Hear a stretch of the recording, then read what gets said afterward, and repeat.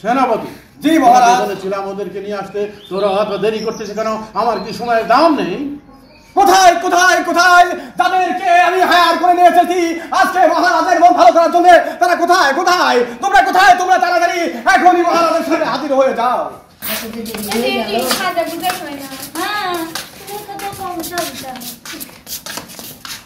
তোমাদের কেন এত লোট হয়? মহারাজ কখন থেকে তোমাদের জন্য ওয়েট করতেছে।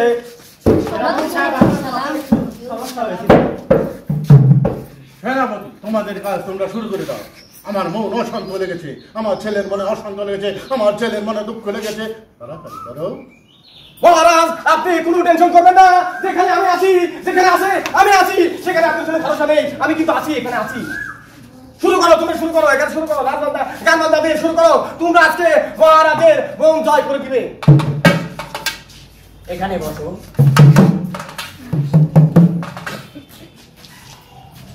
সেনাপতি, জি মহারাজ। তাহলে শুরু করে দাও।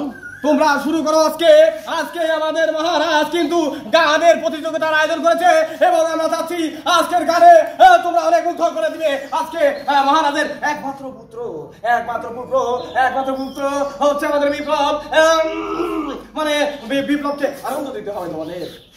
যাও তোমরা শুরু করো। শুরু করা তোমরা। সেনাপতি অর্ডার দিয়েছে। গায়ে হলুদ পায়ে আলতা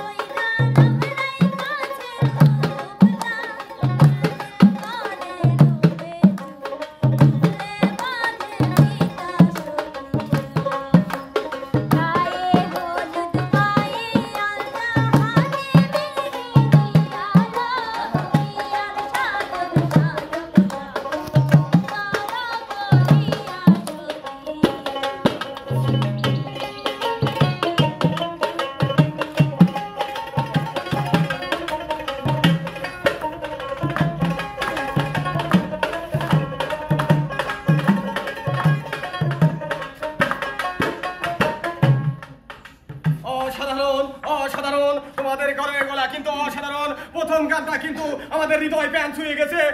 আমি চাই নেক্সট টাইম যে ব্যক্তি গান গাবে অবশ্যই যেন আমাদের মহারাজের ছেলে যেন অবশ্যই খুশি হয়। আপনি একটা গান শোনাও তো। আমি দেখতে লালে লাল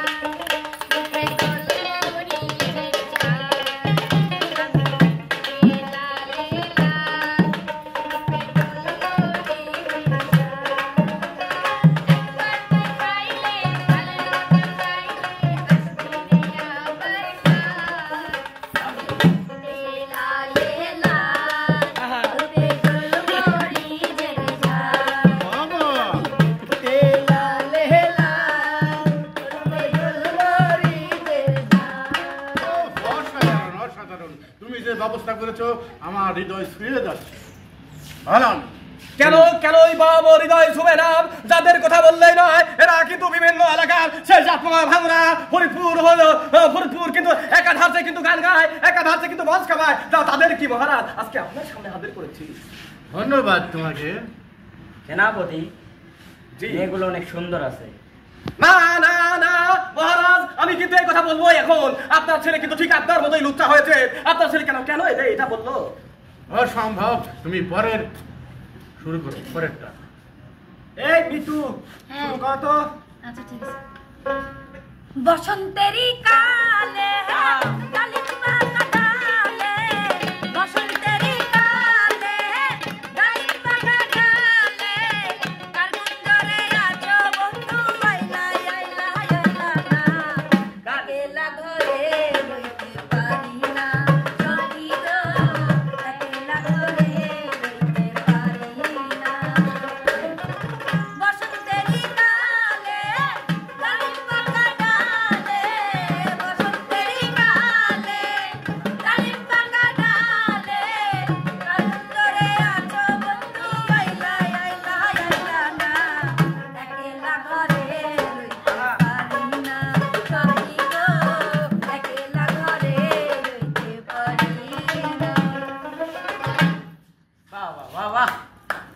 সেনাপতি। জি মহারাজ।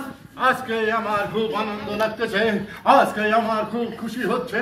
আমি তোমাদের এই অনুষ্ঠান দেখে আমি মুগ্ধ হয়ে গেছি। তবে আমার একটা কথা আছে সেনাপতি সাহেব, আমি যেটা বলতে চাই, ওই লাল শাড়ি পরে যে মেয়েটা এখানে এসে, সেই মেয়েটা আমার খুবই পছন্দ হয়েছে, ওকে আমি বিয়ে করতে না চাই। পিতা না, এটা কখনোই সম্ভব না। কি বলতেছেন আপনি? আমি কে? আপনি যদি ওকে বিয়ে করতে চান, আমি কে? আমি কোথা থেকে আসছি তাহলে? এটা কখনোই মেনে নেওয়া যায় না। সন্তান, আমার তো 3টে বউ আছে, আমি চাই আর একটা বউ আমার হোক, তোমার 4টে মা হবে। পিতা, আমি আজ পর্যন্ত খুঁজে পাই নাই আপনার 3টে বউ। কোন বইয়ের সওয়াল আমি আজ পর্যন্ত খুঁজে পাই নাই। আপনি যদি আরেকটা বিয়ে করেন, আমি তো খুঁজতে খুঁজতে আমি বিদ্ধ হয়ে যাব। তুমি কেমন পিতার সন্তান হয়েছো? হ্যাঁ, তুমি পিতার মুখে মুখে কথা বলো, মুখে লাগাম দিয়ে কথা বলো, মহারাজের মুখে লাগাম দিয়ে। সেনাপতি, এখনো আমার বিয়ে হয় নাই, আমার পিতাজি কিভাবে বিয়ে করে? বাবা করতেই পারে, তাই বলি কি তোমার করা লাগবে নাকি? তাহলে আজকে আমার পিতাজি আমাকে বলে যাবে যে ওই 3টে বইয়ের মধ্যে আমি কার সওয়াল। তাহলে শোনো, তুমি শুনে রাখো, তুমি যখন ছোট ছেলে, তুমি যখন গর্ভের মধ্যে ছিলে, তখন তো তুমি ঠিকানা পাও নাই, খুঁজে পাও নাই। আমার যে 3টে বউ আছে, সেই 3টে বউ কোথায় আছে না আছে আমি নিজেই জানি না। আমার মনের ভিতরে কত দুঃখ, কত কষ্ট, তুমি কি জানো বাবা? তুমি আমার ইতিহাস তুমি জানো না। তুমি যদি আমার ইতিহাস জানতে পারো, তুমি জানো বলতে না যে বাবা আমি ওটা বিয়ে করবো না, আমি ওই মেয়েকেই বিয়ে করবো। মহারাজ, আমি যেটা মনে করতেছি মহারাজ, আপনি না হয় লাল শাড়িটা এর সাথে বিয়ে বসেন, কিন্তু আমার একটা কথা আপনি রাখেন মহারাজ, এই হলুদ হলুদ হলুদ পরীর সাথে আমার মনে হয় আপনার ছেলেকে ভালোই মানাবে। সেনাপতি, সব কথা সব জায়গায় বলতে হয় না। তুমি আমাকে বলবা, আমার পিতাকে কেন বলবা? তুমি কথাটা খারাপ বলনি সেনাপতি সাহেব। আমি সেটাই মনে মনে ভাবেছি, আমি সেটাই মনে মনে কল্পনা করেছি। আমি রাত্রে শুয়ে থেকে আমি দেখছি ওই হলুদ শাড়ি পরে যে মেয়েটা আসতে চায়, সেই মেয়ে আমার একমাত্র পৌত্র, আমার একমাত্র পুত্রবধূ, আমার সন্তানের বউ হবে। আমি সেটাই মনে মনে ভাবি। না মহারাজ, এটা মেনে নেওয়া যায় না। আমি এত কাল ধরে আপনার গোলামি করে আছি, আপনাকে বাজার দিয়ে আসছি। আমি মনে করেছি আপনার মেয়ের সাথে আপনার ছেলেকে বিয়ে করাবো। যাক রানী, তুমি চুপ থাকো, তুমি চুপ থাকো। আমার মেনে নেওয়া যায় না, আমাকে আপনি আমার পিতাজির উপরে কোনো কথা চলবে না। আমার পিতাজি যাকে পছন্দ করেছে আমি তাকেই পছন্দ করি। চুপ থাকো তুমি। আমি তাহলে কথা বলি সভাপতি সেনাপতি সাহেব, আমার অন্য জায়গায় অন্য রাজ্যে আমার কাজ আছে, সেখানে আমার মিটিং আছে, আমি সেখানে চলে গেলাম। তোমরা এখানে ব্যবস্থা করে তাদের এসো, আর আমি যেতে দেখতে চাই আমার সন্তান, আমার পুত্র, এই পুত্র যেন আমার কাছে বিদায় চাই। আমার এই পুত্র যেন মুখে যেন আঘাত না লাগে, কুলের যেন না ফিরে যায়। আমি সেটাই বলতে চাই সেনাপতি সাহেব। আপনি কোনো টেনশন করবেন না মহারাজ। যেমন 68 সাল থেকে আজ 2025 সাল পর্যন্ত আপনার লুঙ্গি থেকে শুরু করে গেঞ্জি, জামা, পাঞ্জাবি, টুপি সব কিছু একসাথে খাইতে আইছি, কোনো সমস্যা নাই। আমি আজকে তো আপনি নিজে আমার হাতে আপনি সালের বিয়ের দায়িত্ব দিচ্ছেন, নো টেনশন থাকবেন মহারাজ। কিছুক্ষণ পরেই আপনার ঘরে আপনার পুত্রবধূকে আমরা তুলে দিচ্ছি। তাহলে শুনো, আমি আজকে বিদায় নিচ্ছি তোমাদের কাছ থেকে। আর একটা কথা পিতাজি, সেনাপতি আপনি শুনে রাখেন, যেহেতু পিতাজি বিয়ে দিতেই চাচ্ছে আমাকে, তাহলে আমার পিতাজিও বিয়ে করবে, আমিও একদিনে বিয়ে, একদিনে পুরো এলাকায় খাওয়াতে চাই। কোনো সমস্যা নেই, কোনো সমস্যা নেই।